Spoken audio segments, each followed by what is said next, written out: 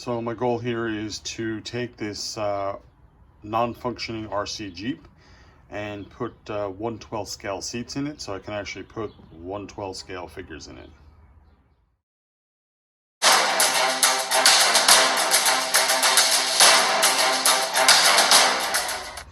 So the interesting part about this vehicle is that the outside scales really well with a 1/12 scale figure. And meanwhile, the inside scales really well with a 1/18 scale figure.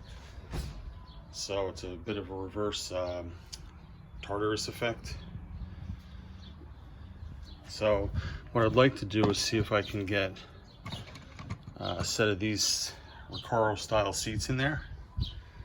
The first thing I'm going to do is take it apart and see what room I have to play with. And the nice part is I can still use this interior for another project I had in mind, so really nothing will go to waste here. All right, so a couple minutes into it, I got what I need to get apart, and now it's time to gonna hack out this bottom piece here and probably take the seats in slightly, just Dremel off a bit from the sides. I may even remove the top portion of this so the seat sits lower, but we'll see how it goes.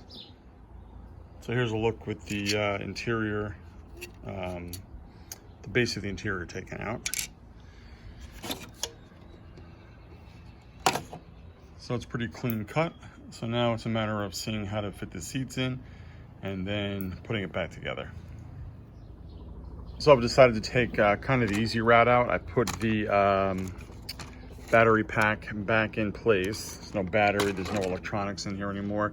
And I'm gonna mount the seats onto this surface, and should work out pretty well. We'll take a look. So in order to get that little bit of space I needed between these seats, I cut the sides off. But when it's in there, you're not going to notice that. And even aesthetically now, it's not terrible. But again, that'll give just that space I needed to get these two seats in place. All right, so a bit of good news, bad news situation here. I did get the seats in. They are, you know, they work. The problem is they're about an inch too high. So if you see it, and his line of sight is above the windshield. So now I got to go back in and lower it so that he is sitting down a little bit more. So this is a lesson in progress, I guess. So I took everything back apart that I needed to. Basically, I'm removing the top of the battery case. And then this should give me enough clearance. So all I have to do is remove all these parts that are sticking up. And I may actually, this time, screw the seats in place and then pop it back in. And a little bit of luck, that'll work.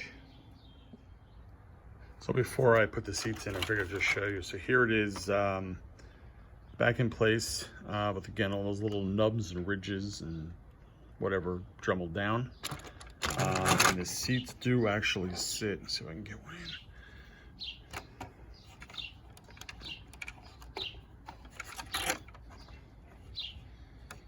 in. Come on. A bit more naturally that way. So I think that should solve any height issues. So with a little bit of luck, next time you see this, it should be done. All right, so the last thing that I had to do, which I've done, is to trim out a section here so that the seats kind of overhang just slightly. And in doing so, there's enough space in between them now. So I'll show you with Francis here. I'm going to fit him in here. Oops.